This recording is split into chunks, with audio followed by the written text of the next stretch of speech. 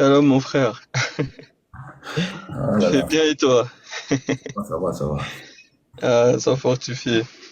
Amen. Vraiment, que le Seigneur te bénisse, parce que le pasta là, vraiment, c'était pas possible. Moi, je voulais juste rajouter une écriture. Je sais pas si tu peux prendre Romains 9, verset 14. Oui. Romains chapitre 9, le verset 14. Que dirons-nous donc? Y a-t-il en Dieu de l'injustice? Loin de là. Car il dit à Moïse, je ferai miséricorde à qui je fais miséricorde, et j'aurai compassion de qui j'ai compassion. Bloque là d'abord. Tu vois, quand il dit que il fait miséricorde à qui il fait miséricorde, il a compassion de qui il a compassion. Ça se passe où? Le Seigneur, il a fait ce qu'on appelle l'élection de la grâce. Tu peux prendre ça vite fait dans Romains 11, versets 5 à 6, s'il te Oui. plaît. Romains chapitre 11, verset 5. Yes. De même aussi dans le temps présent, il y a un reste selon l'élection de la grâce. Or, si c'est par la grâce, ce n'est plus par les œuvres. Autrement, la grâce n'est plus grâce. Et si c'est par les œuvres, ce n'est plus par la grâce. Autrement, l'œuvre n'est plus une œuvre. Donc, il y a une élection de la grâce qui a été faite. Cette élection n'a pas été faite sur la terre. Parce qu'il y a des personnes qui pensent que c'est sur la terre que tout se joue, que tout se déroule. Tout a déjà été accompli. Avant la fondation du monde, le Seigneur a déjà, l'agneau avait déjà été immolé. Donc les choses sont déjà préparées, le banquet est déjà préparé. Le Seigneur, lorsqu'il vient, c'est juste pour achever ce qui a été déjà fait au ciel. Au commencement, Dieu créa les cieux et la terre. Donc les choses ne commencent pas sur la terre. Le fondement, la base, c'est au ciel. C'est au ciel que l'agneau a déjà été immolé, le sacrifice a déjà été préparé. Il Amen. vient maintenant sur la terre, il ne peut pas échouer parce que les choses sont déjà faites. Je ne sais pas si les gens comprennent. On est dans un reflet. Ce qui se passe sur la terre, c'est le reflet de ce qui s'est passé au ciel. De la même manière que Michael a chassé le jadis chérubin protecteur aux ailes déployées et qu'il a écrasé la tête là-bas, il a été projeté. De la même manière, lorsque le Seigneur va revenir sur la terre, il va faire la même chose. Il va lui écraser la tête. Donc, Amen. il n'y a rien de nouveau sous le soleil. Ce qui est, c'est ce qui a été, c'est ce qui sera. Donc, nous n'avons pas été, c'est pas sur la terre que les choses se déroulent. Les choses sont déjà accomplies. Nous sommes déjà plus que vainqueurs. L'agneau a déjà vaincu. Est-ce que tu peux prendre Apocalypse 5, verset 5 à 6, s'il te plaît? Apocalypse chapitre 5, verset 5 à 6. Et l'un des vieillards me dit, ne pleure point. Voici le lion de la tribu de Juda, le rejeton de David, a vaincu pour ouvrir le livre et ses sept sceaux. Et je vis au milieu du trône et des quatre êtres vivants et au milieu des vieillards un agneau qui était semblable et qui était comme immolé. Il avait Donc, sept cornes et sept yeux qui sont les sept esprits de Dieu envoyés par toute la terre. donc, le vieillard vient dire, ne pleure pas. Voici, il a vaincu. Maintenant, les gens, ils pleurent pourquoi? C'est déjà accompli. Voici, c'est pas voici, il va vaincre, oui, il vaincra. Non, voici, il a vaincu. Le lion a déjà vaincu. Il a déjà gagné. Les choses sont déjà accomplies. Apocalypse, c'est les choses passées, présentes, futures. Donc, c'est comme, je sais pas comment expliquer, mais les- le temps dans Apocalypse, ce n'est pas le temps qu'on a nous. On nous parle des choses célestes. Jean a été ravi. Donc, il voit des choses célestes. Donc, il voit déjà la victoire, il voit déjà la célébration, il va voir même la nouvelle Jérusalem qui descend du ciel sur la terre. Donc, il voit déjà l'accomplissement.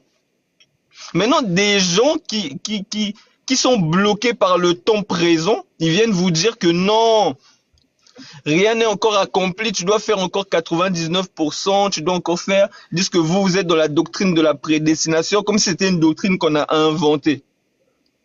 La prédestination, c'est quelque chose qui est biblique. Les choses sont déjà préétablies avant la fondation du monde. Tu peux continuer à lire Romains 9, je pense que tu étais au verset 15 ou 16. Oui, pardon.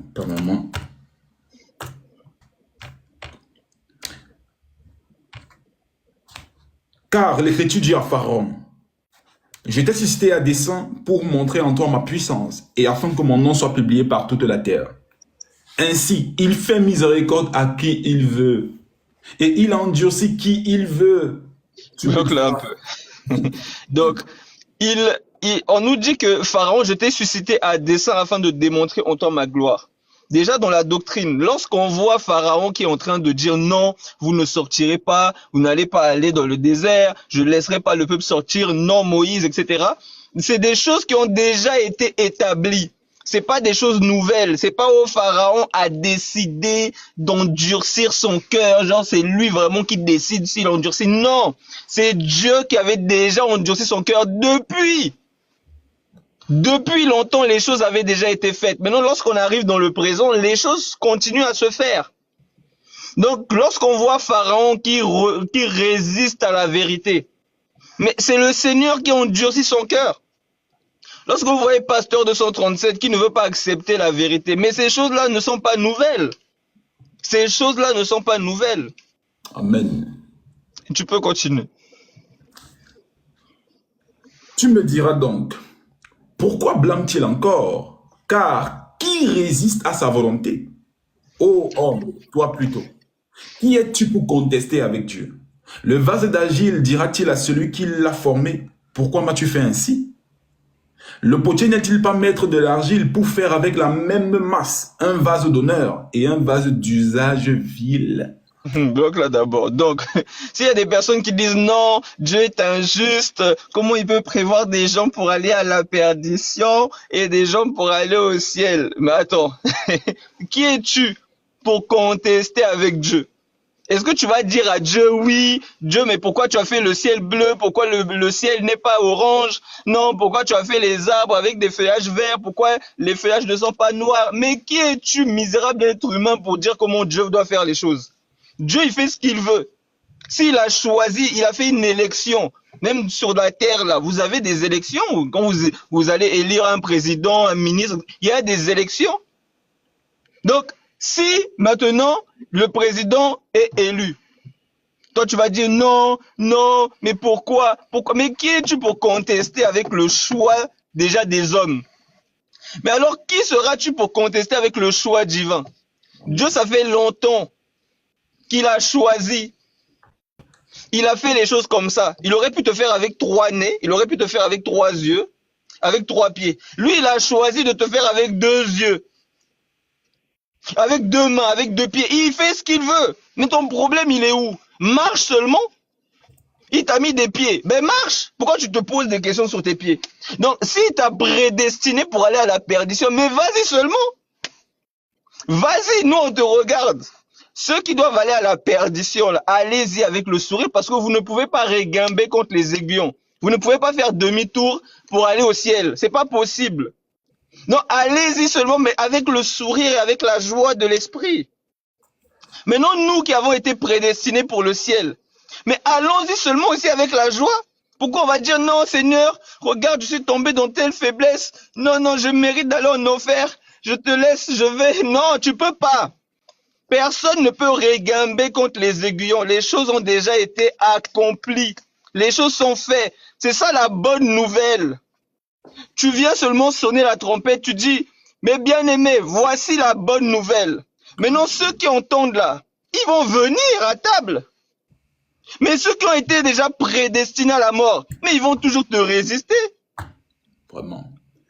Donc, c'est ça la bonne nouvelle. Voilà pourquoi on est dans la joie, on se réjouit. Quand on se réveille, on chante des louanges. Parce qu'on sait que tout est accompli. Exactement. Tout est accompli. On est dans la joie.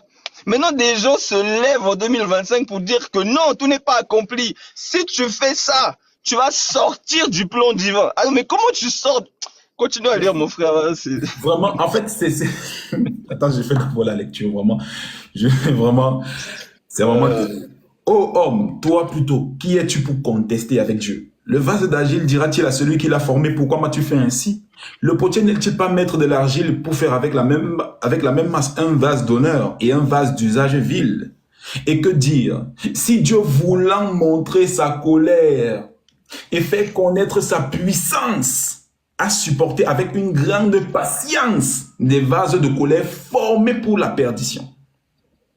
Et s'il voulut faire connaître la richesse de sa gloire envers des vases de miséricorde qu'il a d'avance préparés pour la gloire, ainsi nous a-t-il appelés non seulement d'entre les Juifs, mais aussi d'entre les païens. Selon ce qu'il Donc, est en Osée, j'appellerai mon peuple celui qui n'était pas mon peuple et bien-aimé, celle qui n'était pas la bien-aimée. Et là où on leur disait, vous n'êtes pas mon peuple, ils seront appelés fils du Dieu vivant. Amen. amen. Donc, l'écriture est claire.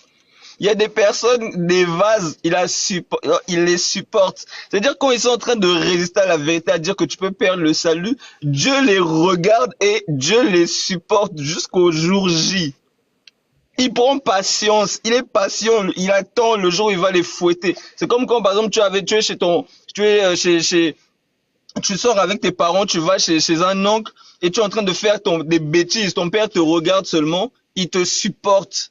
Parce que lorsque vous allez arriver à la maison, il sera tellement dans la joie de prendre la chicotte et d'en finir avec toi. Donc, Exactement. il y a des gens que le Seigneur supporte. Vous êtes là, vous résistez à la vérité, vous c'est Mohamed, c'est Bouddha, c'est Shiva, c'est je sais pas quoi. On vous prêche, on vous dit que Jésus est le chemin, la vérité, la vie. Vous résistez. Maintenant, moi, je vais m'énerver. Pourquoi? Pourquoi je vais m'énerver contre vous? Vous devez aller à la perdition. Donc, allez-y avec le sourire et avec la joie. Amen. Ça va et toi? Allez-y avec le sourire et avec la joie. La joie, vraiment, allez-y. Nous, on va pas forcer. Parce qu'il y a des gens, quand ils prêchent à des personnes, les personnes ne croient pas, ils sont fâchés. Des fois, ils ne prient même plus, ils boutent Dieu, ils sont énervés comme Jonas. Non, ne t'énerve pas. Il y a des personnes, ils doivent aller à l'abattoir. Amen. Il y a des personnes qui doivent aller se réjouir à table. Dans la vie, on le voit, les choses naturelles nous enseignent. Quand tu regardes la forêt, la savane, il y a des gens, il y a une fois où le lion, il va manger, il est bien, il se réjouit. Et il y a une autre fois où le lion rate le zèbre ou je ne sais pas qui, et il est en train de mourir de faim. Exactement. Mais là, tu dis pas, oh non, Dieu est injuste. Pourquoi aujourd'hui le zèbre ne s'est pas enfui? Mais pourquoi le lion? Laisse les choses se faire. Toi, marche seulement dans la tranquillité, dans la joie et dans la simplicité. Les choses sont faites. Le banquet est fait. Tu es convié aux noces de l'agneau. Et si tu es prédestiné, tu vas y arriver coûte que coûte. Même s'il y a des fois où tu vas dire non, c'est bon, j'arrête de prier. Je suis fatigué. Non, Seigneur, c'est bon. Demain, on va te retrouver, on te dire Alléluia, Alléluia, Alléluia, na Yesu. Même toi-même, tu vas même pas te reconnaître. Tu vas dire, mais hier, j'étais énervé, je voulais tout arrêter. Aujourd'hui, je chante. C'est parce que tu n'as pas le choix. Tu vas chanter au nom de Jésus. Amen. Donc voilà, mon frère, ce que je voulais ajouter. Ah, comment? Que le Seigneur soit béni.